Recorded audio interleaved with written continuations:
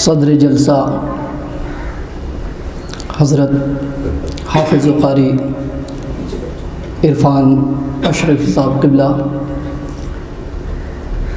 مولانا عمران عالم اشرفی، معزز حاضرین و خواتین اسلام، السلام علیکم ورحمۃ اللہ وبرکاتہ۔ وعلیکم السلام ورحمۃ اللہ وبرکاتہ۔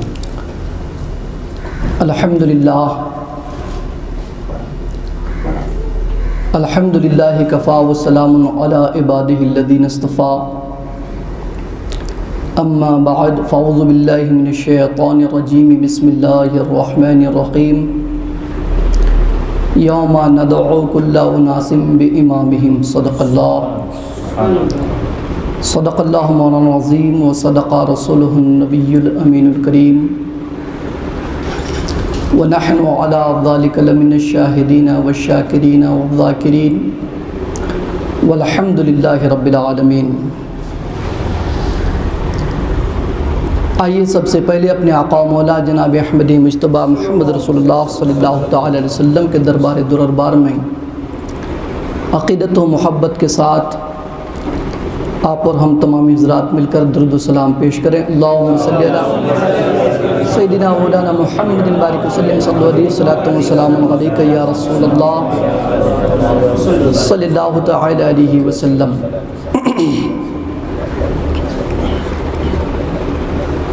آج کا یہ پروگرام حضرت حافظ و قاری عرفان عالم اشرفی صاحب کی صدارت، مولانا عمران عالم اشرفی کی حمایت سے وجود میں آیا ہے، جس میں آپ اور ہم تمام حضرات کو شریک ہونے کا موقع ملا۔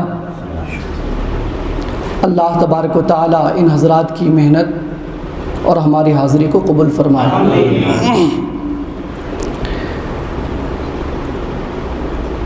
حضرات، ویسے تو یہ پروگرامز بہت دنوں سے مولانا اقبال احمد اشرفی کی سرپرستی میں باغبان مسجد میں ہوتا ہوا میں نے دیکھا ہے، میں نے شرکت بھی کی ہے الحمدللہ۔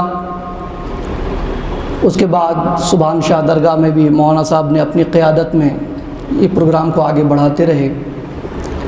اب حضرت نے مستقل طور پر ایک خانقاہ بنیاد ڈال دی، خانقاہ اشرفیہ کی۔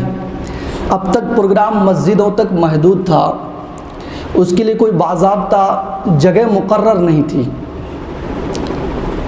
جسے ان پروگرامز کے لیے وقف کیا گیا ہو یا اس کے لیے خاص قدم اٹھایا گیا ہو۔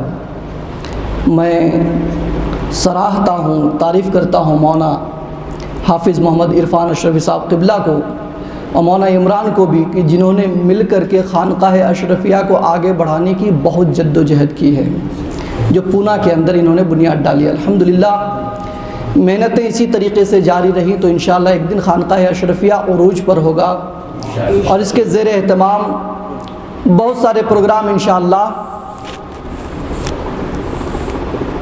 آپ کو اور ہم کو دیکھنے اور سننے کو ملے گا انشاءاللہ العزیز۔ آج کا پروگرام انہوں نے بہت خاص پروگرام رکھا ہے، جو منسوب ہے سراج الفقہاء، سراج الامہ، امام اعظم ابو حنیفہ رضی اللہ تعالیٰ عنہ کی طرف۔ میں چاہوں گا کہ حضرت کی شخصیت کے تعلق سے یہ آپ کو میں بتا دوں کہ عبادت تو قدر مشترک ہر ولی کے اندر پائی جاتی ہے، تقوی اور پرہیزگاری تمامی اولیاء کرام کی زندگی کا ایک طرۂ امتیاز ہے۔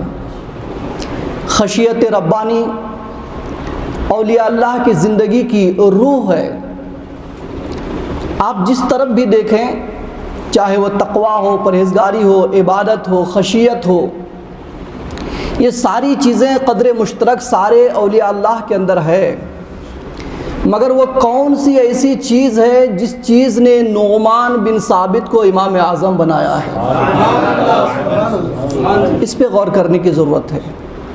وہ کون سی ایسی بات ہے جس بات نے غوث اعظم کو اپنا سر نیاز ان کے در پہ خم کرنے پر مجبور کیا، وہ کون سی ایسی خوبی ہے کہ ساری دنیا خواجہ کی چھٹی منانے پر مجبور اور خواجہ امام اعظم کے وصال پر فاتحہ کرنے پر مجبور؟ وہ کون سی ایسی بات ہے کہ محبوب الہی ہوں، کہ علائے حق والدین ہوں، کہ مخدوم سمنانی ہو، کہ اخی سراج ہو، کہ نصیر الدین اولیاء ہو، کہ بابا فرید الدین گنج شکر ہو، کہ علی ہجویری داتا گنج بخش ہو، جتنے اولیاء اللہ ہیں سبھی نے اپنی جبین عقیدت کو امام اعظم کے در پہ جھکایا ہے۔ تو ہمیں یہ سمجھنے کی ضرورت ہے، عبادت تو ویسے ہم لوگ الحمدللہ 11 غوث پاک کی 11ویں منانے میں بہت مشہور ہیں، خواجہ صاحب کی چھٹی منانے میں مشہور ہیں، اور ہونی بھی چاہیے۔ غوث کی 11ویں ہماری زندگی کا حصہ ہے، خواجہ معین الدین چشتی کی چھٹی ہماری زندگی کی پہچان ہے، ہماری سنیت کی پہچان، یہ سب ہونی چاہیے۔ مگر خاص طور سے جدھر ہمیں غور و فکر کرنی چاہیے، جن کی وجہ سے آج ہم نمازیں درست پڑھتے ہیں، جن کی وجہ سے ہمیں معلوم پڑا کہ نماز کے اندر فرض کیا ہے، واجب کیا ہے، مفسدات کیا ہیں، سنن کیا ہیں، جن کی وجہ سے معلوم پڑا کہ کن چیزوں سے روزہ ٹوٹ جاتا ہے، کن چیزوں سے روزے میں کفارہ ہے، کن چیزوں سے قضا ہے، کن چیزوں سے روزے کی تکمیل ہوتی ہے، جن کی وجہ سے ہمیں معلوم پڑا کہ مناسک حج کیا ہے، حج ہمیں کیسے کرنی چاہیے، جن کی وجہ سے معلوم پڑا کہ زکوٰۃ ہمیں کیسے ادا کرنا ہے، کن لوگوں تک کیسے پہنچانا ہے، اس کی تفصیلات کیا ہے، ان کی شخصیت کو ہم لوگ نہیں جانتے ہیں۔ ہمیں جاننے کی ضرورت ہے امام اعظم ابو حنیفہ کی زندگی کو، ہمیں جاننے کی ضرورت ہے امام اعظم کے علمی خدمات کو۔ حضرت نے ابھی بتایا کہ مولانا ذرا آسان انداز میں بولیے گا تاکہ عوام سمجھ جائے، تو میں سمجھتا ہوں کہ آج کی تقریر اگر علمی کی جائے تو کم سمجھ میں آئے گی، اور اگر آپ کی زندگی کے ابتدا سے لے کر کے عبادات، ریاضات، خشیت، تقوی اور پرہیزگاری کو بیان کیا جائے تو شاید آسانی سے آپ سمجھ جائیں۔ تو میں سمجھتا ہوں کہ پہلے آپ کی زندگی کی عبادتیں، ریاضتیں، تقوی اور پرہیزگاری کو تھوڑی دیر بیان کر دی جائے، پھر آپ کے علمی خدمات کیا ہے وہ آپ کے سامنے میں رکھوں۔ ایک بار اور درود پاک پڑھ لیجیے، اللہم صلی علی سیدنا مولانا محمد بارک وسلم صلی علیہ صلاۃ و سلام علیک یا رسول اللہ صلی اللہ تعالی علیہ وسلم۔ ہوتا یہ ہے کہ جب کوئی انسان کسی کام میں مستغرق ہوتا ہے، منہمک ہو جاتا ہے، ڈوب جاتا ہے، پورا وقت اس میں لگانے کی کوشش کرتا ہے، اس کو حاصل کرنے کی کوشش کرتا ہے، تو اس کوشش میں، اس استغراق میں، اس منہمک میں، انہماک میں ہوتا یہ ہے کہ جو فرائض ہوتے ہیں، جو واجبات ہوتے ہیں، اسے کما حق وہ ادا نہیں کر پاتا۔ آئے دن ہماری زندگی کا یہ مشاہدہ ہے۔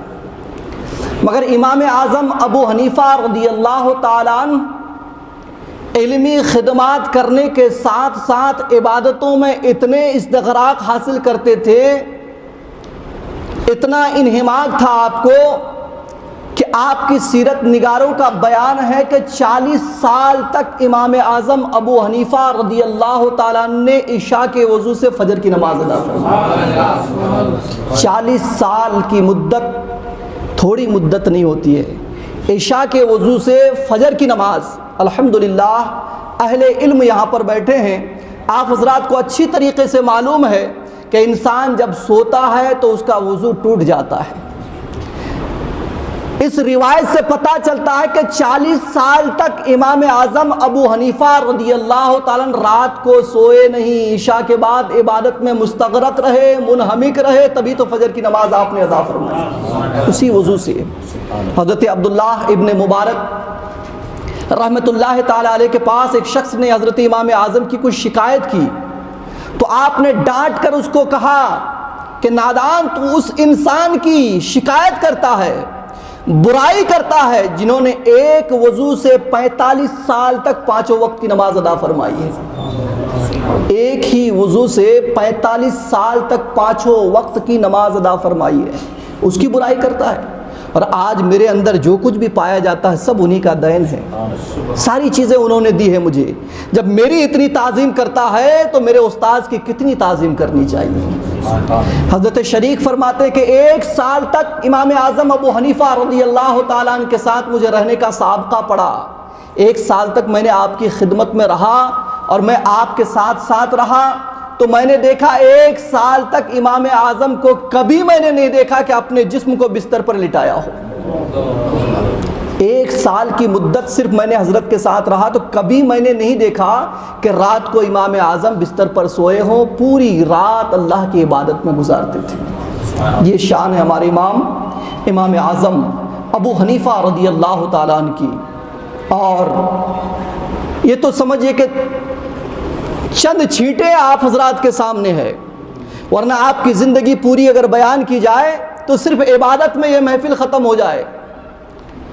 اتنی عظیم ہستی کے مالک کہ عبادتوں میں کوئی آپ کا ثانی نہیں، اور آپ کی شان تقوی اور پرہیزگاری میں، تقوی اور پرہیزگاری آپ امام اعظم کا ملاحظہ فرمائیں، خشیت ربانی ملاحظہ فرمائیں تو عقلیں حیران ہو جاتی ہیں کہ کیا کوئی انسان اتنا بھی احتیاط کر سکتا ہے۔ آپ کو خبر ملتی ہے کہ ایک بکری چوری ہو گئی ہے کوفہ کے اندر، ایک بکری چوری ہو گئی ہے کوفہ کے اندر، تو آپ نے ماہرین حیوانات کو بلایا اور بلانے کے بعد فرمایا کہ کوئی بتائے مجھے کہ بکریاں کتنے سالوں تک زندہ رہتی ہیں؟ تو ماہرین نے بیان کیا کہ 7 سال تک بکریاں زندہ رہتی ہیں۔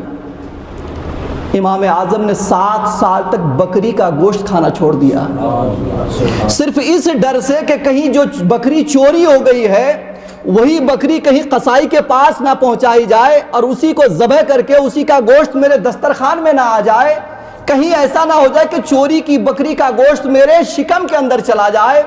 اس احتیاط سے آپ نے 7 سال تک بکری کا گوشت نہیں کھایا۔ اتنی تقوی، اتنی پرہیزگاری، اللہ غنی۔ سوچئے ہماری زندگی دیکھیے، امام اعظم ابو حنیفہ کی زندگی کو دیکھیے، کتنا بعد المشرقین، کتنا فرق ہے ہم میں۔ ہر کوئی جو مسائل شرعیہ سے واقفیت رکھتا ہے وہ جانتا ہے کہ امام اعظم ابو حنیفہ رضی اللہ تعالیٰ عنہ کا فتویٰ ہے کہ اگر آپ کے کپڑے میں نجاست لگ جائے اور نجاست غلیظہ کثیفہ ہو، گاڑھی نجاست ہو، تو اچھی طریقے سے دھو دیجئے، اس کا رنگ و بو ختم ہو جائے، کپڑا پاک ہو جائے گا۔ اگر نجاست اگر مائعات میں سے ہو جیسے پیشاب، تو اس کو 3 مرتبہ آپ دھوئیے اور اچھی طریقے سے نچوڑ دیجئے کہ اس کے اندر سے پانی نہ ٹپک پائے، اتنا نچوڑیے کہ پانی نہ ٹپکے، کپڑا پاک ہو گیا۔ یہ آپ کا فتویٰ ہے۔ مگر آپ راستے سے گزر رہے ہیں، کیچڑ کے چھینٹے آپ کے کپڑے پر اڑے، آپ دریا میں جاتے ہیں اور کپڑے کو دھوئے جا رہے ہیں، کسی دیکھنے والے نے کہا حضور آپ کا تو فتویٰ ہے 3 بار دھو دیجئے پاک ہو جائے گا، اچھی طرح نچوڑ دیجئے پاک ہو جائے۔ آپ کو دیکھا جا رہا ہے کہ آپ 50 بار دھوئے جا رہے ہیں، اس کو نچوڑے جا رہے ہیں۔ تو آپ نے فرمایا وہ میرا فتویٰ تھا، یہ میرا تقویٰ ہے۔ میرا فتویٰ امت مسلمہ کے لیے وہ تھا جو آسان ہو، مگر میرے لیے آسان فتویٰ نہیں ہے، یہ میرا تقویٰ ہے۔ میرا جی چاہتا ہے جب تک میرے دل کو تسکین نہ ہو، سکون نہ ملے، تب تک دھوتے رہو۔ یہ ہے آپ کا تقویٰ، یہ ہے آپ کی پرہیزگاری۔ میں صرف جھلکیاں دکھا کر آگے بڑھنا چاہتا ہوں۔ آپ کی سخاوت، میں بھی ایک ادارہ چلاتا ہوں، دارالعلوم فیضان اشرف، اور الحمدللہ میرے مدرسے میں آپ آ کر کبھی دیکھیں حضرت، میں نے کچھ الگ سے ہٹ کر سسٹم بنایا ہے۔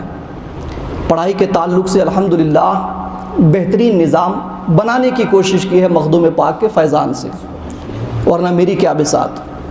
مگر ہم لوگ کیا کرتے ہیں، چندہ کرتے ہیں رمضان میں، اور قرآن خوانی میں بچے جاتے ہیں تو کچھ ہدیہ لے کر آتے ہیں، اسی کے اوپر بچوں کا خرچہ چلتا ہے، ادارے کا انحصار ہے۔ مگر امام اعظم ابو حنیفہ رضی اللہ تعالیٰ نے ایک بچے کو دیکھا کہ اس بچے کی پیشانی پہ علمی خدمات لکھی ہوئی ہے، اور یہ بچہ ہے کہ صبح مزدوری کرنے کے لیے جاتا ہے اور شام کو گھر لوٹتا ہے، سارا وقت مزدوری کرنے میں ضائع ہوتا ہے۔ آپ نے بچے کو قریب بلایا اور بلانے کے بعد کہا بیٹا تم میرے پاس بیٹھا کرو، تمہاری تقدیر میں علم کا سمندر نظر آتا ہے، میں چاہتا ہوں کہ تم علم حاصل کرو۔ کہا حضور کیسے علم حاصل کروں، میرا باپ نہیں ہے، اور میں دن بھر مزدوری کرتا ہوں اور جو مزدوری لے کر گھر جاتا ہوں اسی سے گھر میں کھانا پکتا ہے، تو علم حاصل کرنے کے لیے اگر میں آ جاؤں آپ کی خدمت میں ماں بھوکی رہ جائے گی۔ آپ نے کہا دیکھو بیٹا آنا جانا رکھو، خدا حافظ تمہارے گھر کا کفیل خود خداوند قدوس ہے۔ بچہ ایک دن بیٹھتا ہے، دوسرے دن اس کی ماں دوڑتی ہوئی آ جاتی ہے، امام صاحب یہ آپ نے کیا ظلم کیا اس بڑھیا کے اوپر؟ کہا کیا ہوا؟ کہا میرے بچے کو علم دین سکھانے لگے۔ کہا ہاں یہ تو اچھی چیز ہے، اگر تمہارا بچہ علم دین حاصل کر لے تو ایک دن ایسا آئے گا کہ بادشاہ کے دسترخوان میں بیٹھ کر یہ فالودہ کے اندر انجیر بھگو کر کھائے گا، فالودہ کے اندر انجیر بھگو کر کھائے گا بادشاہ کے دسترخوان پر بیٹھ کر۔ کہا امام صاحب آپ ہمیں اتنے بڑے بڑے خواب مت دکھائیے، فی الوقت ہمارے دسترخوان میں سوکھی روٹی آ جائے اسی پر ہم اللہ کا شکر ادا کرتے ہیں، ہمیں بادشاہ کے دسترخوان کی فکر نہیں ہے۔ ہمارے بچے کو آپ اپنے درسگاہ میں مت بٹھایا کیجئے، آپ چھوڑ دیا کیجئے، مزدوری کرے، مزدوری لے کر آئے گا گھر تو گھر میں کھانا پکے گا۔ امام صاحب نے پوچھا کہ آپ کے گھر میں صبح سے شام تک یہ بچہ کام کرنے کے بعد کتنا لے کر آتا ہے؟ کہ اتنی مزدوری لے کر آتا ہے۔ کہ اتنی مزدوری اور معاوضہ میں خود دے دوں گا، شام کو بچہ لے کر آ جائے۔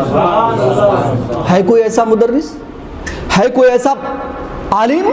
ہے کوئی ایسا مفتی کہ آپ کے بچے کو بھی لے، اس کو بھی کھلا پلا کر پڑھائے، پھر آپ کے سارے اخراجات جو گھر کے وہ بھی اپنے جیب خاص سے دے دے؟ یہ ہمارے امام کا تر امتیاز ہے کہ اس بچے کو لے کر دن بھر جتنا کماتے تھے اس کا ڈبل پیسہ اس کے گھر بھجواتے تھے، اور اس کو پڑھا لکھا کر اتنا بلند کیا کہ دنیا نے اسے امام ابو یوسف کے نام سے پکارا، دنیا نے اسے امام ابو یوسف کے نام سے پکارا۔ خلیفہ ہارون رشید کے زمانے میں قاضی القضات چنے گئے امام ابو یوسف رضی اللہ تعالیٰ عنہ، اور ایک وقت ایسا آیا کہ ہارون رشید کے دسترخوان پر بیٹھ کر آپ نے فالودہ کے اندر انجیر بھگو کر جب کھانے کے لیے منہ کے قریب لایا تو یاد آیا کہ آج سے کچھ سال پہلے میرے استاذ نے کہا تھا کہ یہ غریب بچہ اگر میرے پاس پڑھ لے گا تو ایک زمانہ ایسا آئے گا کہ بادشاہ کے دسترخوان پر بیٹھ کر فالودے میں انجیر بھگو کر کھائے گا۔ آنکھیں ڈبڈبا گئی اور پکار اٹھا، اے امام آپ کی زبان نہیں خدا کی زبان ہے، لسان الولی لسان اللہ، جو ولی کی زبان ہوتی ہے وہ خدا کی زبان ہوتی ہے۔ کہہ دیا ہمارے امام نے تو کہہ دیا، اور جو کہہ دیا وہ ہو کر رہا زندگی میں۔ یہ شان ہے امام اعظم کی، سخاوت اس سے بڑھ کر آپ کو کچھ ہو سکتا ہے؟ اتنی بڑی سخاوت، الحمدللہ کہ لوگوں کے بچے کو لا کر پڑھانا اور اخراجات بھی گھر میں بھیجنا۔ حضرت شفیق فرماتے ہیں کہ میں امام صاحب کے ساتھ کہیں جا رہا تھا، میں نے دیکھا سامنے سے ایک انسان آ رہا ہے اور امام صاحب کو دیکھتے ہی دیوار کے پیچھے چھپ گیا۔ امام صاحب نے پکارا، بھائی ادھر آؤ، کیوں چھپ رہا ہے؟ سامنے والا آیا، حضرت کے سامنے آ کر ہاتھ جوڑ کر کھڑا ہو گیا، حضور معاف کیجیے گا۔ کہا ارے تم چھپ کیوں رہے تھے؟ کون سی ایسی چیز ہے جس نے تمہیں مجھ سے چھپنے پر مجبور کر دیا؟ کہا حضور آپ سے میں نے 10,000 درہم قرض لیا ہے اور اس کو ایک زمانہ ہو گیا، میری مفلوق الحالی کی وجہ سے، تنگ دستی کی وجہ سے وہ 10,000 درہم میں آپ کو ادا نہیں کر پایا ہوں، تو مجھے شرم آتی ہے آپ کا سامنا کرنے سے۔ جیسے ہی آپ کو دیکھا میں دیوار کے پیچھے چھپ گیا کہ یا اللہ کیا جواب دوں امام کو۔ امام صاحب نے کہا سبحان اللہ، تجھے میری وجہ سے خوف لاحق ہوا؟ خدا گواہ ہے کہ وہ 10,000 درہم میں نے تجھے معاف کر دیا، اور میں معافی چاہتا ہوں کہ میری وجہ سے تجھے خوف لاحق ہوا، اس خوف کی وجہ سے میں معافی چاہتا ہوں کہ مجھ سے تو ڈر گیا، اللہ تعالیٰ تجھے بھی معاف کرے مجھے بھی معاف کرے۔ بتائیں ایسا کوئی سخی آپ کے پونا میں ہے؟ پونا میں نہیں، پوری دنیا میں کہیں دکھا دیجئے کہ قرضہ دے کر کے سامنے والا اگر ڈر کر چھپ جائے تو اس کو پکڑ کر 2-4 سنائے گا کہ نادان ایک تو قرضہ لیتا ہے اور لینے کے بعد دینے کے ڈر سے چھپ جاتا ہے۔ آئندہ کبھی چہرہ مت دکھانا، جب تک پیسہ لے کر نہیں آئے گا تب تک دروازے پہ مت آنا، اور یاد رکھنا فلاں تاریخ تک نہیں دیا تو تیری چمڑی ادھیڑ دی جائے گی، اتنا تم سے زیادہ لیا جائے گا، یہ سزائیں تمہارے لیے سنائی جائے گی، تمہارا گھر نام پہ کر دینا پڑے گا۔ یہ ساری باتیں ہمارا مزاج ہے، مگر میرے امام نے ترنت کہا کہ میں نے وہ سارے 10,000 روپے تجھے معاف کر دیا ہے، 10,000 درہم، اور خدا کو میں گواہ بناتا ہوں، تجھ سے معافی چاہتا ہوں کہ میری وجہ سے تجھے خوف لاحق ہوا ہے۔ ایسا سخی کہاں ملے گا؟ ایسا سخی آپ کو اور ہم کو کہاں ملے گا؟ ان کی عبادت کا کوئی جواب نہیں، ان کی تقوی اور پرہیزگاری کا جواب نہیں، ان کی خشیت کا جواب نہیں۔ خشیت اللہ ولی، اتنے بڑے امام اعظم ابو حنیفہ رضی اللہ تعالیٰ جن کی تقوی اور طہارت آپ نے سنا، مگر کہتے ہیں کہ رات کو اپنے گھروں کے کونے میں بیٹھ کر کے آپ زار زار روتے تھے، آنکھوں سے آنسو بہہ کر آپ کے ریشے مبارک سے پانی کی طرح ٹپکتا تھا، اللہ سے ڈر کر، خوف سے، یا اللہ اگر میری عبادتیں قبول ہے تو میدان حشر میں لوگوں کے سامنے کھڑا کرنا، اور اگر عبادتیں قبول نہیں تو کسی کونے میں گرا دینا۔ اتنا خوف، اتنی خشیت۔ کہتے ایک نوجوان کوفہ کی جامع مسجد میں فجر کی نماز کے لیے نکلا، جب فجر کی نماز کے لیے جا رہا تھا تو ایک گھر کے بالا خانے کے نیچے سے گزرا، کچھ قطرے پانی کے اس کے اوپر ٹپکے تو بدظن ہو گیا، کیا معلوم کسی نے پیشاب کر دیا، پیشاب کے چھینٹے گرے کہ تھوکا کہ کیا کیا، سمجھ میں نہیں آ رہا ہے۔ اسی کشمکش میں وہ مسجد پہنچا۔ مسجد پہنچنے کے بعد سنت ادا کرنے کے بعد فرض کے انتظار میں بیٹھ گیا، جیسے ہمارے یہاں کا معمول ہے کہ آدھے گھنٹے کا فاصلہ رہتا ہے اذان کے بعد جماعت کھڑی ہونے میں۔ سنت ادا کی اس نے، ادا کرنے کے بعد فرض نماز کے انتظار میں بیٹھ گیا تو آنکھیں لگ گئی بیٹھے بیٹھے۔ جیسی آنکھیں لگ گئی تو کیا دیکھتا ہے، میدان حشر قائم ہو گیا، نیکیاں بدیاں تولی جا رہی ہیں، اور جب اس کی نیکی بدی تولی گئی تو ان کی برائیاں زیادہ نکلی، نیکیاں کم نکل گئی، تو فرشتوں نے اٹھا کر کے پھینک دیا جہنم کے اندر کہ تیری نیکی کم ہے، برائیاں زیادہ ہے، اب تجھے سزا تو ملنی چاہیے۔ جہنم کے اندر ڈالا، جیسی جہنم کے اندر اس کو ڈالا گیا تو جہنم کی آگ اس سے دور بھاگنے لگی۔ اب آگ کا کام تو ہے جلانا، وہ بھی جہنم کی آگ جو دنیا کی آگ سے 70 گنا زیادہ جلانے کی طاقت ہے اس کے اندر، جہنم کی آگ کے اندر۔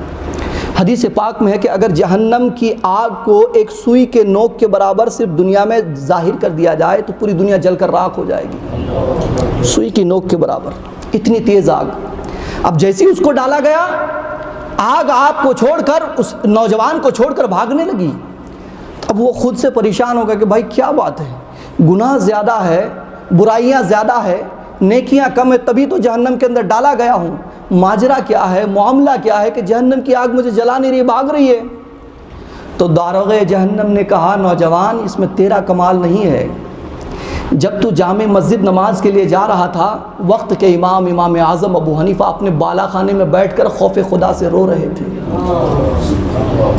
امام اعظم اپنے گیلری میں بیٹھ کر، بالا خانے میں بیٹھ کر خوف خداوندی سے رو رہے تھے۔ اس رونے سے چند بوند آنسو ان کے چہرے سے، آنکھوں سے نکل کر تمہارے جسم پر پڑ گئے، اور تمہارے جسم پر ان قطروں کے پڑنے کی وجہ سے اللہ تبارک و تعالیٰ نے تمہارے اوپر جہنم کی آگ کو حرام کر دیا ہے۔ تیرے اوپر جہنم کی آگ کو اللہ رب العزت نے حرام کر دیا ہے، اس میں تیرا کوئی کمال نہیں ہے، اس میں امام اعظم ابو حنیفہ رضی اللہ تعالیٰ کے آنسوؤں کا کمال ہے۔ سوچئے کتنا خشیت تھا ان کے اندر، اور ہمارے اندر کیا ہے، 5 وقت نماز صحیح ڈھنگ سے پڑھتے نہیں ہیں، مگر کانفیڈنس کا یہ عالم ہے تو ہم ہی جنتی ہیں۔ صحیح سے ہمیں طہارت کا طریقہ نہیں معلوم، مسائل شرعیہ سے ناواقفیت ہے، ہمیں زندگی جینے کا طریقہ نہیں معلوم، سلیقہ نہیں معلوم، پڑوسی کا حق کیا ہے یہ نہیں معلوم، غیر قوم کا حق کیا ہے ہمارے پر یہ نہیں معلوم، بیوی بچے کا کیا حق ہے اسے کم حق کو ہم ادا نہیں کرتے، ہزاروں برائیاں ہمارے اندر ہے، مگر صرف خواجہ کا نام لے لیے تو ہم سوچتے کہ ہم سے بڑا سنی، ہم سے بڑا عبادت گزار کوئی نہیں ہے، غوث پاک کا دامن نہیں چھوڑیں گے بول دیے تو ہم تو جنتی ہو ہی گئے پرماننٹ۔ نہ جانے کیسے کیسے خیالات۔ آپ کو نہیں معلوم کہ غوث پاک نے کیا فرمایا؟ غوث پاک نے فرمایا کہ من ترک الصلاۃ متعمدا ولو بواحد لا اصلی علیہ، اگر کوئی جان بوجھ کر ایک وقت کی نماز چھوڑ دے میں اس کی نماز جنازہ نہیں پڑھوں گا۔ دیکھیے، اور ہم کیا کرتے ہیں، 5 وقت کی چھوڑ کے غوث کا دامن نہیں چھوڑیں گے بول دیا بن گئے جنتی۔ میرے غوث فرماتے ہیں من ترک الصلاۃ متعمدا ولو بواحدۃ لم یشم رائحۃ الجنہ، اگر کوئی ایک وقت کی نماز جان بوجھ کر چھوڑ دے بلا عذر شرعی، جنت کی خوشبو بھی نہیں پائے گا۔ کتنا فرق ہے ہمارے اندر، کیا کیا ہمارے اندر برائیاں، شیطان کیسے کیسے خیالات میں ہمیں مبتلا کر دیا ہے۔ تو میرے دوست، امام اعظم کی خشیت کو جاننے کے بعد ہمیں یہ احساس ہوتا ہے کہ ہمارے پاس لاکھ عبادتیں ہوں، عبادتیں بھی کیجئے، خوف خداوند میں ڈوبے بھی رہیے، امید کا دامن بھی مت چھوڑیے۔ اللہ کے رسول صلی اللہ علیہ وسلم ارشاد فرماتے ہیں مومن کون ہے؟ مومن وہ ہے جس کی خشیت کو اور امید کو اگر ترازو میں تولی جائے تو دونوں برابر نظر آئے۔ جتنا اللہ سے وہ ڈرے اتنی اللہ سے امید بھی رکھے، اور جتنی امید رکھے اتنی ڈرے بھی، تب جا کر اس کا ایمان مکمل کہا جائے گا۔ ہمارے پاس تو صرف امیدیں ہی امیدیں ہیں، خوف کا نام دور دراز تک کہیں پر ہے ہی نہیں۔ آج کل زکوٰۃ کون کھاتا ہے؟ مالدار لوگ زکوٰۃ کھاتے ہیں، غریبوں کو ملتا کہاں ہے؟ مالدار نہیں کھاتے ہیں۔ جب زکوٰۃ وہ نکالتا ہی نہیں ہے تو زکوٰۃ کا ہی مال کھاتا ہے نا، نکالے گا تب نہ دوسرا کوئی کھائے گا۔ تو یہ ہے ہمارا حال۔ اللہ تبارک و تعالی ہمیں صحیح سمجھنے کی توفیق عطا فرمائے اور اپنے امام کے نقش قدم پر چلنے کی توفیق عطا فرمائے۔ اب آئیے میں امام صاحب کی مقبولیت آپ کو میں بتاؤں، اللہ اور اس کے رسول کی بارگاہ میں کیا مقبولیت ہے امام اعظم کی۔ اعلیٰ حضرت امام محمد رضا فاضل بریلوی الملفوظ میں تحریر فرماتے ہیں، کسی نے آ کر پوچھا کہ امام اعظم ابو حنیفہ رضی اللہ تعالیٰ عنہ کے جو فقہی مسائل ہیں، امام شافعی کے فقہی مسائل ہیں، امام احمد بن حنبل کے فقہی مسائل ہیں، اور امام مالک کے فقہی مسائل ہیں، جب امام مہدی دنیا میں تشریف لائیں گے تو وہ تشریف لانے کے بعد چاروں اماموں میں سے کس امام کے راستے پر چلیں گے؟ کون سے امام کے اجتہاد پر عمل کریں گے؟ کون سے امام کے نقش قدم پر چلیں گے؟ تو کہتے ہیں اعلیٰ حضرت اس میں تحریر فرماتے ہیں پورے تحقیق کے ساتھ، دلائل کے ساتھ، میں مختصر بیان کر رہا ہوں۔ اعلیٰ حضرت فرماتے ہیں کہ جب امام مہدی دنیا میں تشریف لائیں گے تو نہ تو وہ امام اعظم کے مسائل کو قبول کریں، مطلب پر عمل کریں گے، نہ امام شافعی کے، نہ امام مالک کے، اور نہ ہی امام احمد بن حنبل کے، بلکہ ڈائریکٹ روضہ رسول پر تشریف لے جائیں گے۔ سرکار دو عالم صلی اللہ تعالی وسلم سے عرض کریں گے یا رسول اللہ نماز کس طریقے پر پڑھوں؟ یا رسول اللہ ارکان حج کس طریقے پر ادا کیے جائیں؟ دیگر مسائل کس طریقے پر ادا کیے جائیں؟ سرکار دو عالم صلی اللہ علیہ وسلم جو مسائل بتائیں گے وہ من و عن وہی مسائل اور اجتہادوں میں جو امام اعظم کے اجتہاد ہیں۔ میرے آقا صلی اللہ تعالی وسلم فرمائیں گے نماز اس طریقے پر، یہ طریقہ ہے، اور جب وہ طریقہ اٹھا کر دیں گے تو امام اعظم کا اجتہاد نظر آئے گا۔ روزہ اس طریقے پر رکھا کر وہ طریقہ جب دیکھیں گے تو امام اعظم کا اجتہاد نظر آئے گا۔ حج اس طریقے پر کر جب مناسک حج اٹھا کر دیکھیں گے تو امام اعظم کا اجتہاد نظر آئے گا۔ پتہ یہ چلا کہ میرے امام کی مقبولیت کا یہ عالم ہے کہ امام مہدی کو جس مذہب کی تقلید کرنے کے، جس مذہب پر عمل کرنے کے لیے میرے آقا آمادہ کریں گے اور اشارہ فرمائیں گے، وہ مذہب کوئی اور نہیں، مذہب حنفی ہوگا، مسلک حنفی ہوگا۔ نعرہ رسالت یا رسول اللہ، نعرہ حیدری یا علی، علماء اہل سنت زندہ باد۔ اب آپ سوچ سکتے کتنی مقبولیت ہے ہمارے امام کی۔ ہمارے امام کو یہ اشارہ کرنے کی ضرورت نہیں ہے کہ بھائی جب امام مہدی علیہ السلام تشریف لائیں گے تو میرے مسائل پر عمل، جی نہیں، بلکہ میرے آقا خود ہی اشارہ فرماتے ہیں کہ امام اعظم کے تقلید کیا کرو، امام مقلد بن کر کے نہیں بلکہ امام اعظم کے اجتہاد پر عمل کرو۔ جو امام اعظم کے اجتہاد پہ عمل کیا سمجھ لو کہ اس نے نبی کی مشیت کو پا لیا، اللہ کی مشیت کو پا لیا، نبی کی رضا کو پا لیا۔ تو الحمدللہ ہم لوگ خوش نصیب ہیں کہ اس امام کی تقلید، اور مقلد ہیں ہم لوگ، تقلید کرتے ہیں کہ جس امام کو اللہ کے رسول نے قبول فرمایا ہے۔ اور امام شافعی رضی اللہ تعالیٰ عنہ کے مقلد میں سے ایک بہت بڑے ولی گزرے ہیں، ان کا بیان ہے، کہتے ہیں کہ انہوں نے جو کشف و کرامات دنیا والوں کو بتائے ان میں سے ایک بھی غلط نہیں ہوا۔ جتنے مکاشفات ہیں ان کے، جتنی کشف اور کراماتیں ہیں، ساری کی ساری بالکل وہی ہے جو انہوں نے کہا وہ ہو گیا۔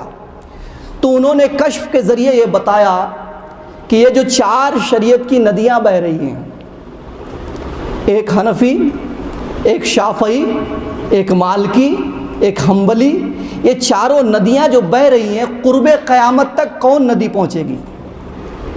تو انہوں نے اپنے کشف کے ذریعے بتایا کہ ایک ایسا وقت آئے گا کہ امام احمد بن حنبل کی جو شریعت کی ندی اور اجتہاد کی ندی ہے وہ رک جائے گی، کچھ آگے چل کر امام شافعی کی ندی رک جائے گی، کچھ آگے چل کر کے امام مالک کی شریعت کی ندی رک جائے گی، مگر امام اعظم کی ندی جو شریعت کے وہ قیامت تک جاری ہے۔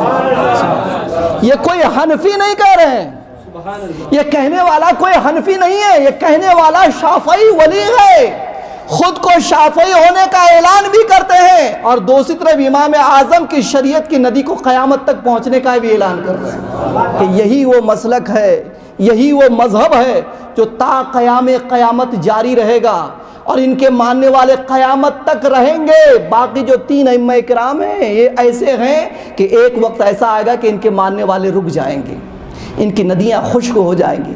اس سے زیادہ مقبولیت اور آپ کو میں کیا بتاؤں، یہ ہے مقبولیت مذہب حنفی کا، یہ ہے مقبولیت امام اعظم ابو حنیفہ کا۔ اب ایک روایت میں آپ کو جو کشف المحجوب میں لکھا ہے، اس میں داتا گنج بخش علی ہجویری رحمۃ اللہ تعالی علیہ تحریر فرماتے ہیں کہ میں ملک شام گیا، اور ملک شام پہنچنے کے بعد روضے بلال حبشی کے پاس میں سو گیا۔ مؤذن رسول حضرت بلال حبشی رضی اللہ تعالیٰ کا مزار ملک شام میں ہے۔ وہ فرماتے ہیں گنج بخش علی ہجویری رحمۃ اللہ تعالیٰ علیہ داتا صاحب فرماتے ہیں کہ جب میں شام گیا تو شام جانے کے بعد حضرت بلال حبشی کے مزار پہ حاضری دیا، اور حاضری دینے کے بعد پھر وہی تھوڑی دیر کے لیے لیٹ گیا تو میں کیا دیکھتا ہوں کہ قیامت قائم ہو گئی ہے۔ مجھے ایسا لگا قیامت قائم ہو گئی ہے، اور میں مکہ المکرمہ میں ہوں، اور میں نے دیکھا کہ سرکار دو عالم صلی اللہ تعالی وسلم ایک بوڑھے انسان کو اپنے سینے سے گود میں، بچے کی طرح جس کو گود میں لیتے ہیں ایسے ایک بوڑھے انسان کو گود میں لے کر باب شیبہ سے اندر داخل ہو رہے ہیں۔ تو میرے دل نے کہا یا رسول اللہ، یہ کون عظمت والا انسان ہے، یہ کیسی عجیب ہستی ہے جسے سید الانبیاء گود میں لے کے پھر رہے ہیں۔ اللہ غنی، کون ہے یہ، اس عظیم ہستی کا نام کیا ہے؟ آپ فرماتے ہیں علی ہجویری رحمۃ اللہ تعالی فرماتے ہیں، داتا صاحب فرماتے ہیں میں نے دل میں سوچا، زبان سے کہا نہیں، بس آنکھیں پھٹی کی پھٹی رہ گئی، لب تو کھل ہی نہیں رہا ہے دیکھ کر کے کہ سید الانبیاء کسی بوڑھے انسان کو گود میں لے کے پھرے تو وہ بوڑھا ہوگا کون، اس عظیم ہستی کا نام کیا ہوگا؟ میں نے دل میں سوچا، زبان کھولا نہیں، میرے آقا میری طرف متوجہ ہوئے، کہا علی ہجویری تجھے تعجب ہوتا ہے میرے گود میں کون ہے؟ یہ تمہارے امام اعظم ابو حنیفہ، یہ تمہارا امام اعظم ابو حنیفہ رضی اللہ تعالیٰ عنہ ہے۔ گویا کہ میرے آقا نے اعلان کر دیا کہ دنیا میں اس نے میرے علم کو سینے سے لگایا، آج میں نے اسے سینے سے لگا لیا ہے۔ دنیا میں اس نے میرے علم کو سینے سے لگایا، آج اسے میں نے اپنے سینے سے لگا لیا ہے۔ تو میرے دوستو، اتنی مقبولیت امام اعظم ابو حنیفہ رضی اللہ عنہ کی، اتنی مقبولیت کہ آپ کی مقبولیت کو کوئی کیا بیان کرے، اتنی مقبولیت کہ حضرت خضر علیہ السلام حضرت امام اعظم ابو حنیفہ رضی اللہ عنہ کے پاس فقہ حنفی سیکھنے کے لیے آتے تھے۔ حضرت خضر جن کو معمور کیا اللہ تبارک و تعالیٰ نے اس بات پر کہ جو بھولے بھٹکے ہوں انہیں سیدھے راستے بتا دیا کرو، جو پریشانی میں ہو ان کو آسانی کا راستہ بتایا کرو، اور اس عظیم ہستی کا کام یہ تھا کہ فقہ حنفی سیکھنے کے لیے حضرت امام اعظم کے پاس آیا کرتے تھے، اور امام اعظم فقہ حنفی کی تعلیم دیا کرتے تھے۔ یہ وہی خضر علیہ السلام ہیں جنہوں نے موسیٰ کلیم اللہ سے کہا تھا لن تستطیع معی صبرا، حضرت کو معلوم ہوگا سورہ کہف پڑھ، حضرت زبانی یاد ہے حفاظ کرام کو، کہ آپ ہمارے ساتھ رہ نہیں سکتے ہیں، ہمارے پاس اللہ تبارک و تعالیٰ نے کچھ ایسے علوم دیے ہیں جس سے ہم کچھ ایسے کام کریں گے جو بظاہر غلط نظر آئے گا مگر وہ کام حق پر مبنی ہوگا۔ یہ موسیٰ کلیم اللہ سے انہوں نے کہا تھا آپ ہمارے ساتھ نہیں رہ پائیں گے، مگر وہی خضر علیہ السلام حضرت ابو حنیفہ کے پاس علم حاصل کرنے کے لیے آ رہے ہیں، فقہ حنفی حاصل کرنے کے لیے آ رہے ہیں، اور فقہ حنفی حاصل کرنے کے لیے جب آ رہے تھے اسی درمیان ابھی تکمیل نہیں ہوئی تھی کہ حضرت امام اعظم ابو حنیفہ رضی اللہ تعالیٰ عنہ کا وصال ہو گیا، امام اعظم کا انتقال ہو گیا۔ جب امام اعظم کا انتقال ہو گیا تو حضرت خضر علیہ السلام نے رب کی بارگاہ میں دعا کی، میرے مولا امام اعظم ابو حنیفہ کا انتقال ہو گیا، فقہ حنفی کی میں تکمیل نہیں کر پایا، میں ان کے پاس جاتا تھا فقہ حنفی سیکھتا تھا، اب ان کا انتقال ہو گیا تو اب کیا ہوگا؟ اللہ تبارک و تعالیٰ نے فرمایا، اشارہ کیا کہ اے خضر ان کے مزار پہ چلے جاؤ، وہ نیچے سے پڑھائیں گے تو اوپر بیٹھ کر پڑھ لینا۔ ان کے مزار پہ چلے جاؤ، کتابیں تم کھولو، اندر سے وہ پڑھاتے ہوئے نظر آئیں گے۔ اس کے بعد کہتے ہیں حضرت خضر علیہ السلام حضرت امام اعظم ابو حنیفہ کے در اقدس پہ جاتے تھے، مزار پر انوار پاس بیٹھتے تھے، اور بیٹھنے کے بعد کتاب کھولتے تھے، اندر سے حضرت امام اعظم پڑھایا کرتے تھے۔ یہ شان ہے ہمارے امام کی۔ امام اعظم ابو حنیفہ کے تقدس کو کیا بیان کریں۔ خود حضرت امام شافعی فرماتے کہ جو مسئلہ مجھے سمجھ میں نہیں آتا، اس کا جواب مجھے نہیں ملتا، قرآن میں، حدیث میں، اجماع میں، اقوال صحابہ میں کہیں مجھے سمجھ میں ہی نہیں آتا تھا کہ اس کا جواب کیا بنے گا، تو میں فلسطین سے چل کر کے حضرت امام اعظم ابو حنیفہ کے مزار پہ آیا کرتا تھا، آ کر 2 رکعت نفل پڑھتا تھا، اور پڑھنے کے بعد میں عرض کرتا مولا میں امام اعظم کے پاس آیا ہوں، ان کے صدقے میں اس مسئلے کا جواب عنایت فرما۔ کہتے ہاتھ نیچے نہیں آتا، اللہ جواب عطا فرما دیتا تھا۔ ہاتھ نیچے نہیں آتا تھا، امام اعظم کے تقدس، ان کے صدقے، ان کے وسیلے سے امام شافعی کے ذہن کو اللہ کشادہ فرماتا اور سارے جوابات ان کے ذہن میں آ جاتے۔ یہ شان ہے حضرت امام اعظم ابو حنیفہ رضی اللہ عنہ کی۔ آپ کی شخصیت اتنی عظیم شخصیت ہے، آپ کے علمی کارنامے آپ دیکھیں، درود پاک پڑھیے تو میں تھوڑا سا وہ بھی سیدنا مولانا محمد بارک وسلم صلی اللہ علیہ وسلم علیک یا رسول اللہ صلی اللہ تعالی وسلم۔ کچھ تحقیقی باتیں آپ حضرات کے سامنے۔ ویسے تو فقہ کا بنیاد نبی کریم صلی اللہ علیہ وسلم کے زمانے میں پڑ چکا تھا۔ ظہور نبوت سے لے کر کے 10 ہجری تک، ظہور نبوت سے لے کر 10 ہجری تک فقہ اسلامی کو 4 ادوار میں ہمارے بزرگوں نے تقسیم کیا۔ 4 دور، 1 2 3 4۔ پہلا دور فرماتے ظہور نبوت سے لے کر کے 10 ہجری تک ہے فقہ اسلام کا۔ یہ وہ دور تھا جب کوئی مسئلہ کسی کو پیش آتا، شارع اسلام نبی کریم صلی اللہ علیہ وسلم کی ذات ان کے مابین موجود تھی، ڈائریکٹ جاتے تھے، عرض کرتے یا رسول یہ کام کیسے کرے، سرکار جواب دیتے، اس پر عمل ہو جاتا۔ اجتہاد و استنباط کی ضرورت نہیں پڑتی تھی۔ پھر میرے آقا وصال فرما گئے تو سرکار کے ظاہری وصال فرمانے کے بعد 10 ہجری سے لے کر کے دوسرا دور جو ہے فقہ اسلامی کا، وہ 10 ہجری سے لے کر کے 41 ہجری پر آ کر ختم ہوتا ہے۔ یہ 10 ہجری سے لے کر 41 ہجری جو 31 سال کی مدت ہے، اس کے بڑے بڑے فقیہ کا نام حضرت صدیق اکبر، حضرت عمر فاروق اعظم، حضرت عثمان غنی، حضرت علی مرتضیٰ، حضرت عبداللہ بن مسعود، حضرت ابو موسیٰ اشعری، حضرت زید بن ثابت، حضرت عائشہ صدیقہ رضی اللہ تعالی عنہا، حضرت معاذ بن جبل۔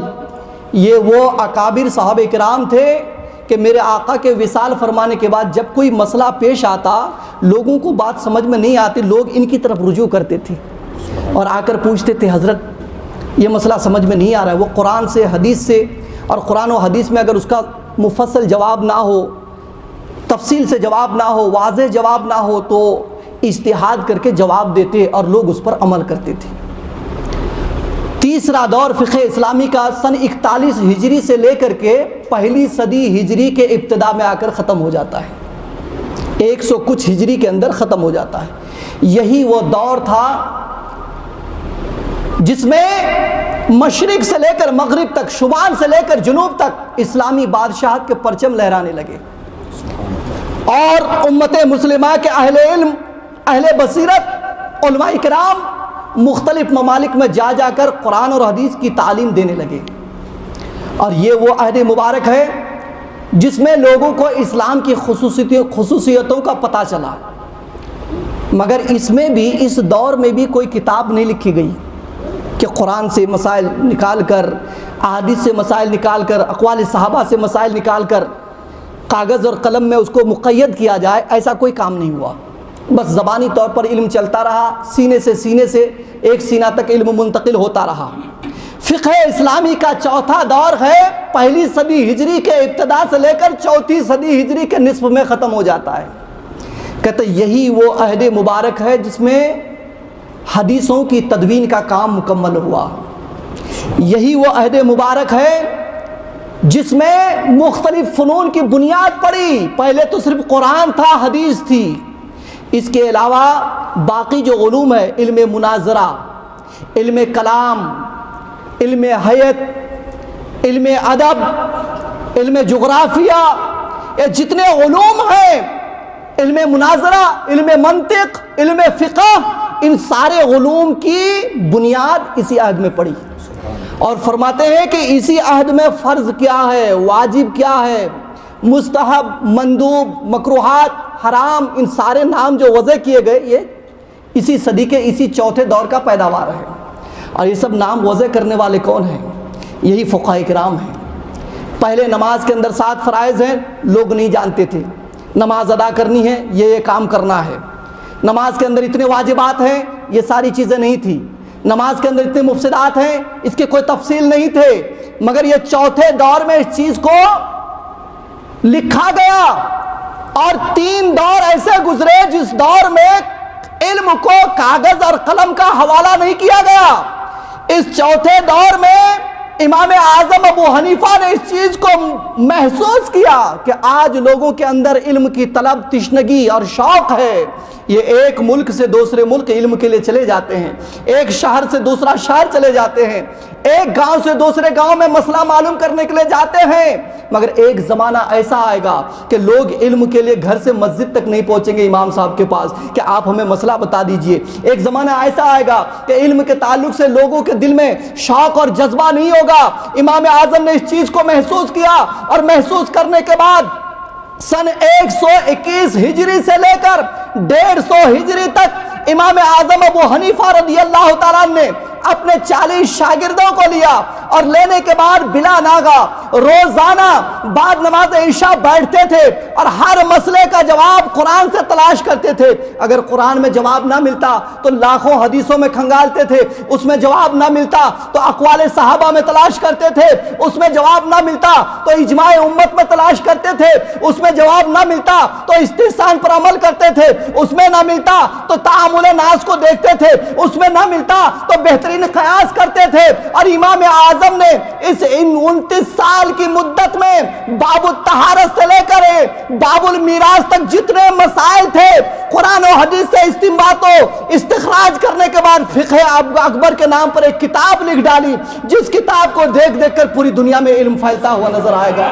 آپ کے پونا میں اسی کتاب سے لکھا ہوا علم آیا ہے، آپ کے پونا میں، ہمارے بہار میں، کسی کے یوپی میں، چاہے ایشیا میں ہو چاہے یورپ میں ہو، جتنا علم فقہ اسلامی کا پھیلا ہوا ہے وہ امام اعظم ابو حنیفہ کی محنتوں کا ثمرہ ہے کہ انہوں نے علم کو کاغذ اور قلم کے حوالے کیا، انہوں نے کتاب لکھ ڈالی، اور لکھنے کے بعد یہ اعلان کر دیا، اے دنیا والو، اب تمہارے لیے زیادہ پریشانی کی بات نہیں ہے، جب کوئی مسئلہ پیش آئے گا تو امت کے مفتیان کرام فقہ اکبر کو دیکھیں گے، جواب ملتا نظر آئے گا۔ آج ایک مسئلہ نہیں آیا ہے، آپ کے پونا میں نہیں، پوری دنیا میں یہ مسئلہ نہیں آیا ہے، بلکہ ہمارے ہندوستان میں زیادہ ہے کہ کورونا وائرس کا جو ویکسین تیار ہوا ہے اس کو استعمال کرنا کہ نہ کرنا، کریں کہ نہ کریں، کس چیز سے دوائی تیار ہوئی ہے، حرام چیزوں سے تیار ہوئی ہوگی تو اس لیے اس کو استعمال نہیں کرنا چاہیے۔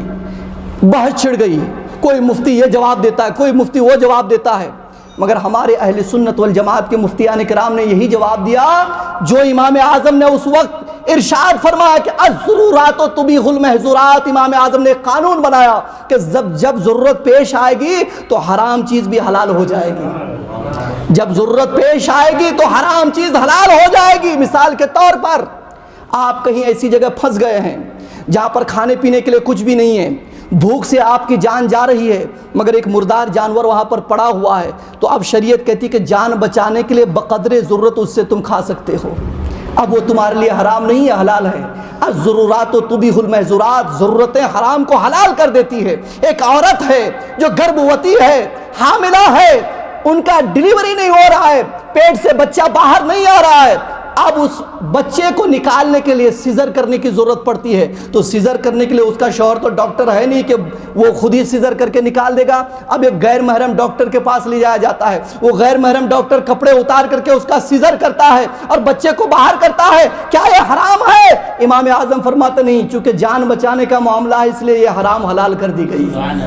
امت مسلمہ پر احسان عظیم ہے امام کا، میرے امام کا امت مسلمہ پر احسان عظیم ہے، اگر انہوں نے حرام ہی کہا ہوتا تھا تو آج کتنی مائیں مر گئی ہوتی تھی بچہ جنم دیتے ٹائم، کتنے لوگ بھوکے مر گئے ہوتے تھے۔ میرے دوست آپ کو میں بتاؤں، امام شافعی کا بھانجا، اور لوگ تو جانے دیجئے، امام شافعی کے مقلد، کہتے ہیں ان کا بہت قریبی علامہ طحاوی رحمۃ اللہ تعالی علیہ فرماتے ہیں کہ جب وہ ماں کے پیٹ میں تھے، 9 مہینہ 10 دن ہو گیا، ڈیلیوری کا ٹائم ہو گیا، مگر بچہ باہر نہیں آ رہا ہے، اور بچے کو جنم دینے کے چکر میں ماں کا انتقال ہو گیا۔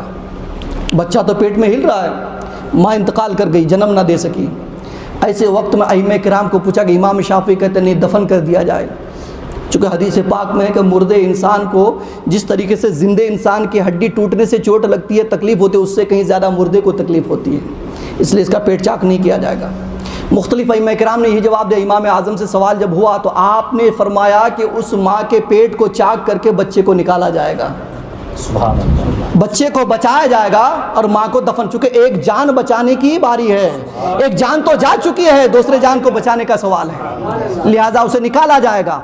امام شافعی کے بھانجے کو نکالا گیا، اور ان کو نکالنے کے بعد جب وہ پڑھ لکھ کر بہت بڑے امام بن گئے، وہ بھی قابل بن گئے، امام شافعی کے مقلد، جب ان کو اپنی تخلیق کا یعنی پیدائش کا معاملہ واقعہ سمجھ میں آیا تو بولا جنہوں نے مجھے بچایا انہی کی تقلید کرنی چاہیے، فوراً امام شافعی کا مذہب چھوڑ کر امام اعظم کے مذہب میں، کہ یہی صحیح ہے، اگر یہ نہ ہوتے تو میرا وجود نہ ہوتا تھا، ان کی شریعت نے، ان کے بتائے ہوئے طریقے نے مجھے زندگی بخشی ہے۔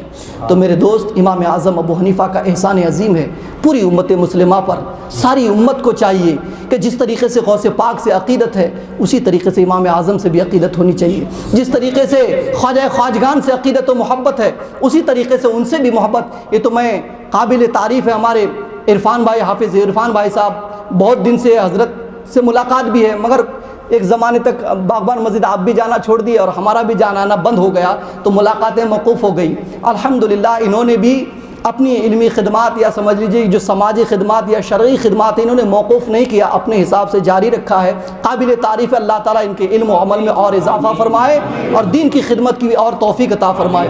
میرے دوست، امام اعظم ابو حنیفہ رضی اللہ عنہ کے آپ ذہانت کو دیکھیں گے تو امام شافعی فرماتے ہیں، بلکہ دیگر ائمہ اکرام فرماتے ہیں کہ ساری دنیا کے لوگوں کی عقل کو ایک ترازو میں رکھ کر اگر دوسرے ترازو میں امام اعظم کی عقل کو تنہا رکھ دیا جائے تو ساری دنیا کے لوگوں کی عقل سے ان کی عقل زیادہ بھاری نظر آئے گی۔ اتنے عقل مند بچہ کسی ماں نے جنا ہی نہیں ہے۔ ایک شخص آتا ہے، آنے کے بعد سوال کرتا ہے امام اعظم سے، وہ ان کا گستاخ تھا، برائی چاہتا تھا امام اعظم کا، کہا اے امام یہ بتاؤ، اگر آپ حقیقت میں امام ہے، علم ہے آپ کے پاس، تو آپ بتائیے اس انسان کے بارے میں آپ کیا کہتے ہیں؟ کہا کون انسان؟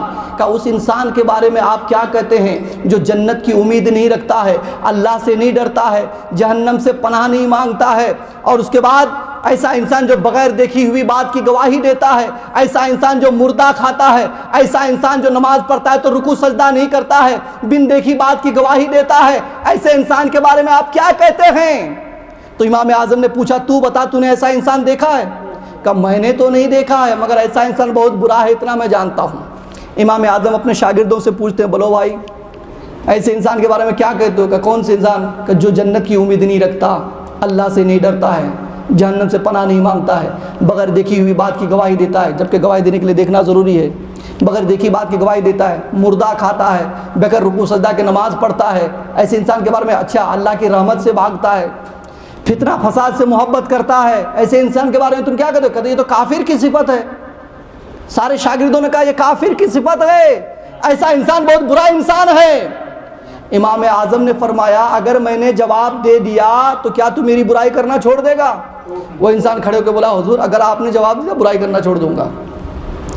کہ سنو ایسا انسان اللہ کا سچا دوست ہے، سبحان اللہ، ایسا انسان اللہ کا سچا دوست ہے۔ کہا یہ کیسے ہو سکتا ہے؟ کہا ہو سکتا ہے۔ تم نے کیا کہا؟ سوال دہراؤ۔ کہا وہ انسان اللہ سے نہیں ڈرتا، کہا وہ اللہ سے اس بات میں نہیں ڈرتا ہے کہ اللہ اپنی بادشاہت میں کسی کے اوپر ظلم نہیں کرے گا، بے خوف ہے وہ کہ وہ ایسا بادشاہ ہے کہ کسی کے اوپر ظلم نہیں کرے گا۔ کہ وہ جنت کی امید نہیں رکھتا ہے، کہ جنت کی امید، جنت خود بخود کسی کو تھوڑا ملتی ہے، وہ جنت کی امید نہیں، جنت بنانے والے سے امیدیں لگائے گا۔ سبحان اللہ۔ کہ وہ جہنم سے نہیں ڈرتا ہے، کہ جہنم کیا کر سکتی ہے، خود کچھ تھوڑا کر سکتی ہے، اللہ کے حکم سے جلاتی ہے، اس لیے وہ اللہ سے خوف کرتا ہے، جہنم سے خوف نہیں کھاتا۔ کہ بن دیکھی بات کی گواہی دیتا ہے، کہ وہ کلمہ پڑھتا ہے کہ اللہ کو دیکھا نہیں مگر اللہ کو ایک کہتا ہے، رسول اللہ کو دیکھا نہیں مگر رسول اللہ کا کلمہ پڑھتا ہے، بن دیکھی بات کی گواہی دیتا ہے، بغیر گواہی دیے کوئی مسلمان ہو ہی نہیں سکتا ہے۔ کہ اچھا اللہ کی رحمت سے بھاگتا ہے، کہ بارش اللہ کی رحمت ہے اور ہر کوئی بارش سے بھاگتا ہوا نظر آتا ہے۔ کہ مردہ کھاتا ہے، کہ مچھلی کھاتا ہے، مرنے کے بعد مچھلی کھانا جائز ہے، سبحان اللہ، کہ وہ مچھلی کھاتا ہے۔ کہ اور پوچھو اور کیا ہے، وہ ایک طرف سے بولتا چلا گیا، امام اعظم جواب دیتے چلے گئے، جب ساری باتوں کا میرے امام کا بغیر رکوع سجدہ کے نماز پڑھتا ہے، فرمایا وہ نماز جنازہ پڑھتا ہے جس میں رکوع اور سجدہ نہیں ہوتا ہے۔ اتنا سننے کے بعد قدموں میں گر جاتا ہے، پیشانی کو چوم لیتا ہے، کہ حضور میں جان گیا ہوں کہ امام اعظم کے سوا اس سوال کا جواب دنیا میں کوئی نہیں دے سکتا تھا۔ نعرے رسالت، نعرے حیدری، یہ امام اعظم کا تقدس ہے کہ کوئی بھی سوال کوئی کر دے فوراً جواب مل جاتا تھا۔ سبحان اللہ۔ ایک شخص آتا ہے اور آنے کے بعد عرض کرتا، حضور ایک ایسا انسان ہے جس نے ایک قسم کھا لیا ہے کہ آج کے دن اگر میری بیوی سے میں نے صحبت نہیں کیا تو اس پر 3 طلاق، اور صحبت کر کے اگر نہا لیا تو بھی 3 طلاق، اور اگر میری نماز اگر ایک وقت کی بھی چھوٹ گئی تو بھی 3 طلاق۔ اللہ غنی۔ ایک امام کے پاس گئے کہ حضور جواب دیجئے کیا ہے، کہ اس کا جواب طلاق تو پڑے گا ہی۔ ایک تو وہ کہہ رہا صحبت نہیں کروں گا تو 3 طلاق، پھر کہتا نہا لوں گا تو بھی 3 طلاق، پھر کہہ رہا کہ کوئی نماز چھوٹ جائے تو بھی 3 طلاق۔ ارے بغیر نہائے کیسے نماز پڑھے گا، وہ طلاق پڑ جائے گا۔ دوسرے امام کو کہ طلاق پڑ جائے گا، تیسرے مفتی کے پاس طلاق پڑ جائے گا، چوتھے کے پاس طلاق پڑ جائے گا، پورا کوفہ گھومتا ہے، جواب ملتا ہے طلاق پڑ جائے گا۔ کسی نے بولا امام اعظم کے پاس چلے جاؤ شاید راستہ مل جائے، جاؤ امام اعظم کے پاس شاید راستہ مل جائے۔ امام اعظم کے پاس آتے ہیں، حضور غلطی ہو گئی۔ کہ کیا؟ میں نے ایک قسم کھا لیا کہ اگر بیوی سے ہم بستری نہ ہو تو 3 طلاق، اور ہم بستری کے بعد نہا لو تو بھی 3 طلاق، اور اگر کوئی نماز آج کی میری چھوٹ جائے تو بھی 3 طلاق، کوئی راستہ ہے حضور؟ کہ یہ قسم کھایا؟ کہ ہاں۔ کہ ٹھیک ہے، فجر کی نماز پڑھ لیا تو نے؟ کہ ہاں پڑھ لیا۔ کہ ظہر کی بھی پڑھ لینا؟ کہ ٹھیک ہے۔ کہ عصر کی بھی پڑھ لینا؟ کہ ٹھیک ہے۔ کہ عصر کی پڑھنے کے بعد بیوی سے صحبت کر لینا، ٹھیک ہے، اور نہانا مت، جب سورج ڈوب جائے تو مغرب کے بعد نہا لینا اور مغرب کی نماز پڑھ لینا، پھر عشاء پڑھ لینا۔ سبحان اللہ۔ سورج ڈوب جائے تو مغرب کی نماز ادا، نہا کر کے مغرب کی نماز پڑھنا، اور جب عشاء کا وقت آ جائے تو عشاء کی نماز پڑھ لینا۔ تو آج کے دن تو نے صحبت بھی کیا ہے، اور آج کے دن تو نے نہایا بھی نہیں ہے، اور آج کے دن کی کوئی نماز بھی تیری نہیں چھوٹی۔ سبحان اللہ۔ کہاں عقل چلی گئی دنیا والوں کی؟ ساری دنیا کی عقلیں جب جواب دے دیتی تھی تب امام اعظم کا عقل وہاں سے شروع کرتا، کام کرنا شروع کرتا۔ یہ ہے امام اعظم، یہ ہے امام اعظم۔ امام اعظم ابو حنیفہ رضی اللہ عنہ ویسی نہیں ہے میرے دوست۔ حضرت امام اعظم ابو حنیفہ رضی اللہ عنہ، حضرت سفیان ثوری رحمۃ اللہ تعالی علیہ، حضرت امام اعمش جو محدث سب سے بڑے محدث ہیں، امام مالک کے شاگرد ہیں، بڑے بڑے محدثین ایک شادی میں شرکت کرتے ہیں ولیمہ میں، اور اس ولیمہ میں 2 بھائی، سگے بھائی کی شادی 2 سگی بہن سے ہوتی ہے، یعنی ادھر سے 2 سگی بہن ہے، ادھر سے 2 سگا بھائی ہے، دونوں سگے بھائی ساڑھو بنے اور دونوں بہن سمجھیے 2 بھائی کی بیوی بنی۔ شادی ہو جانے کے بعد شب زفاف میں گئے، دوسرے دن ولیمہ کی تاریخ، امام اعظم بھی ہیں، امام سفیان ثوری ہے، امام اعمش ہے، سارے ائمہ کرام وہاں پر موجود ہیں، اور بیٹھے کھانے کے لیے۔ ایک شخص ہانپتے کانپتے آیا کہ حضور غضب ہو گیا۔ کہ کیا غضب ہوا؟ کہ آج رات جو ہے دلہنیں بدلی ہو گئی ہیں، اور ہر دولہا دوسرے کی دلہن سے ہم صحبت ہو گیا، ہر دولہا دوسری کی بیوی سے ہم بستری کر بیٹھا، یعنی بھائی بھائی کی بیوی سے ہم بستری کر بیٹھا، جس سے نکاح ہوا تھا اس سے نہیں، اس سے نکاح، جس سے نکاح ہوا تھا یہ اس کے ساتھ، اس سے نکاح تو یہ اس کے ساتھ، اس طریقے سے وتی بالشبہ ہو گیا ہے۔ اب معاملہ کیا کرے کچھ سمجھ میں نہیں آ رہا ہے۔ حضرت سفیان ثوری کھڑے ہو جاتے ہیں، بہت بڑے امام تھے اور بہت زیادہ علم بھی تھا، امام اعظم کے ساتھ کبھی کبھی بحث بھی کر لیتے تھے۔ کھڑے ہو گئے، کھڑے ہونے کے بعد کا کوئی پریشانی کی بات نہیں ہے۔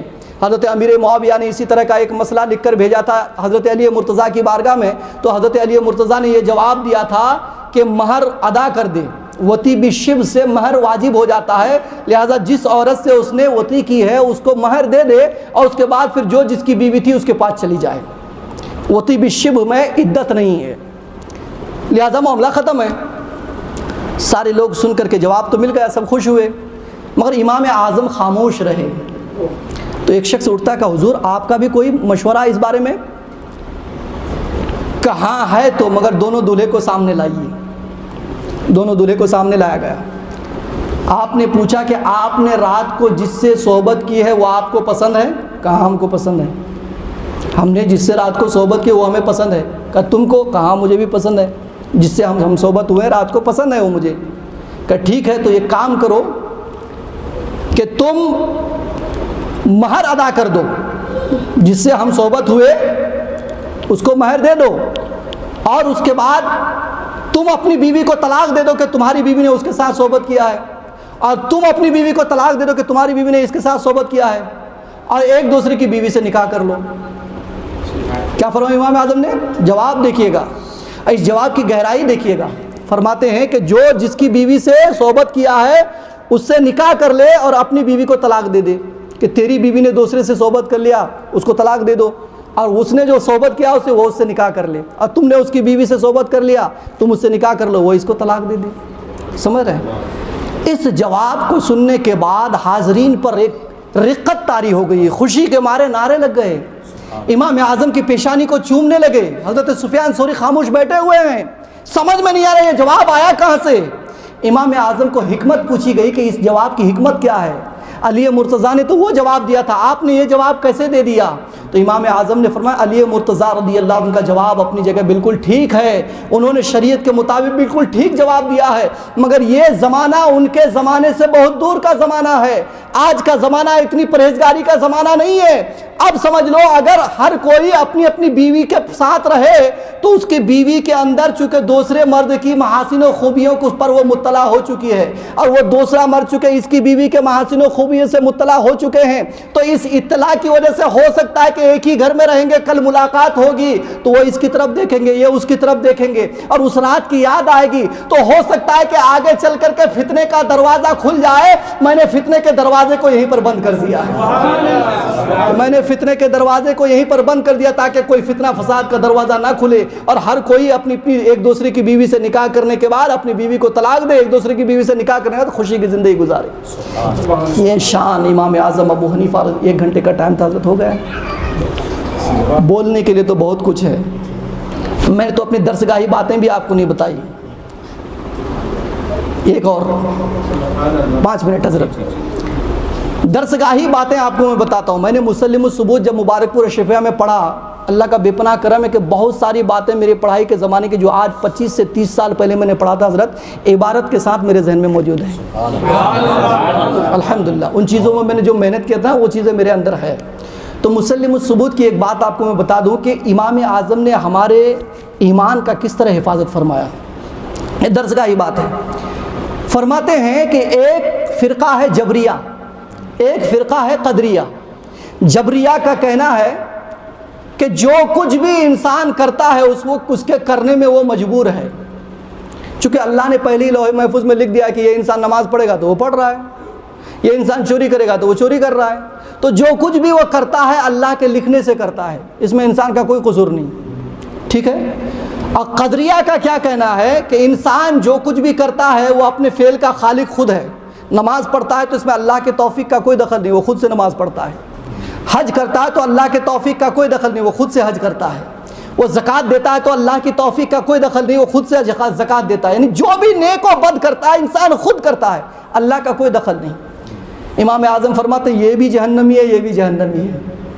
فرقہ جبریہ جو انسان کو مجبور کہتا ہے یہ بھی جہنم میں لے جانے والا راستہ ہے۔ فرقہ قدریہ جو انسان کو اپنے فعل کا خالق بتاتا ہے، اللہ کی توفیق کو سائڈ کر دیتا ہے، وہ بھی جہنمی ہے۔